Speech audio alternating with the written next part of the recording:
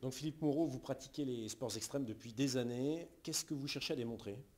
Alors, je cherche à démontrer des choses simples. Je cherche à démontrer, s'il fallait mettre ça en une seule phrase, que repousser ses limites, c'est grandir encore. C'est grandir encore. Et qu'est-ce qu'il y a de plus beau dans la vie que de grandir, grandir et grandir. Moi, j'ai 50 ans aujourd'hui et je suis heureux d'apprendre en permanence. Et dans toute cette notion sportive, mais aussi professionnelle, je me suis rendu compte que ce qui était important dans la vie, c'était se donner du sens. En fait, ce que je fais, c'est des choses simples. Je fais des courses à travers la planète, mais en fait, je ne mets qu'un pas devant l'autre. Et la seule difficulté, c'est de faire le premier, le premier pas. Mais comme le disait Winston Churchill, notre destin est entre nos mains.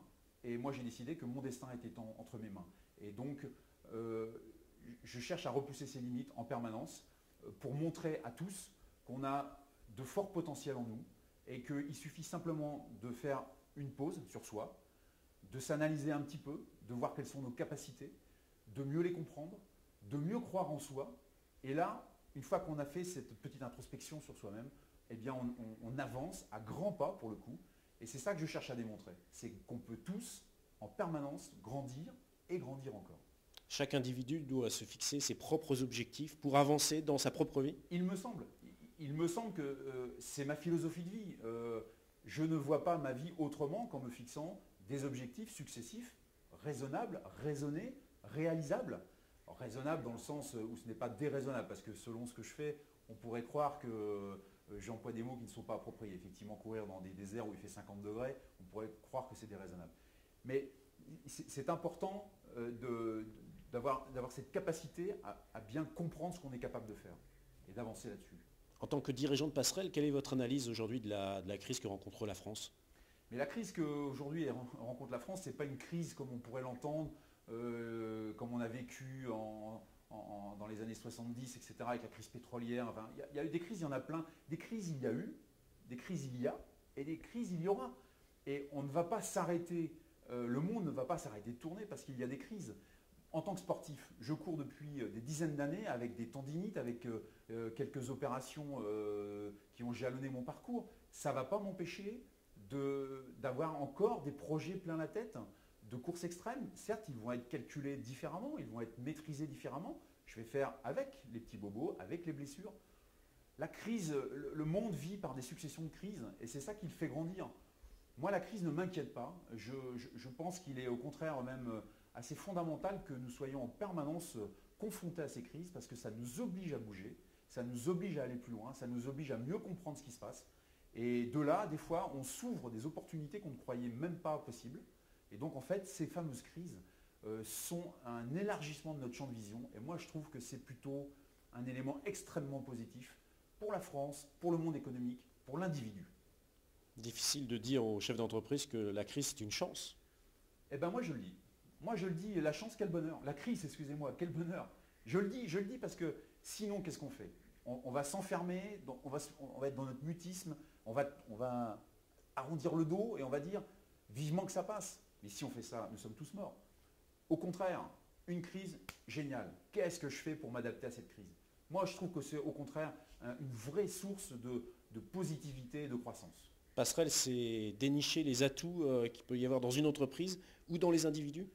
Passerelle, c'est exactement ça. Mon boulot, mon job, c'est effectivement de faire comprendre aux gens qui veulent bien m'écouter qu'effectivement, si on s'arrête sur la première image que les choses montrent, je vous en parlais dernièrement sur les médias, etc., si on s'arrête à ça, effectivement, on ne va pas avancer. Mon boulot, c'est de passer derrière l'image et d'expliquer ce qu'il y a derrière l'image.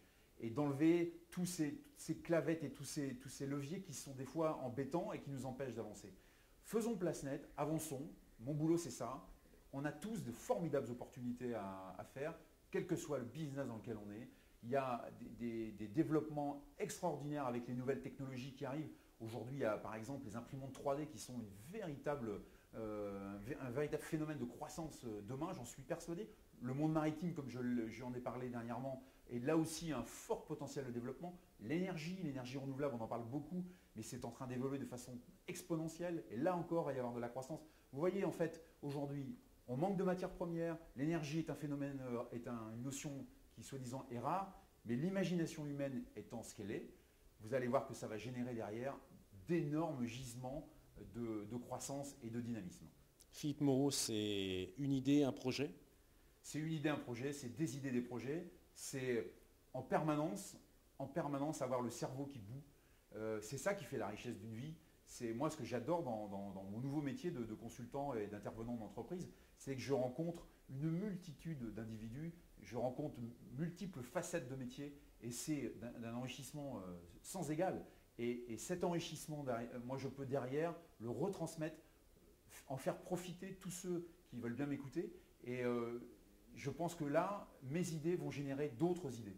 Et si je peux faire ça longtemps, je pense que le monde va avancer mieux et j'aurai apporté ma petite participation à cette évolution bénéfique. Vous avez définitivement effacé le mot morosité du dictionnaire. Mais morosité, c'est un mot qu'il ne faut plus utiliser. On ne doit pas, on ne peut pas être les ternes, les tristes et les moroses que l'on voit partout. Ça, c'est fini, ça nous emmène dans une stérilité globale. Il faut absolument être dans le plus. Alors, je ne suis pas dans l'utopique, je suis conscient que les choses sont compliquées, difficiles, mais ça en soi, ce n'est rien. Il faut absolument prendre ça à bras-le-corps et regarder chaque chose positive sur chaque point. Et il y a toujours du positif en tout, même dans les difficultés les plus extrêmes. Merci. Je vous en prie.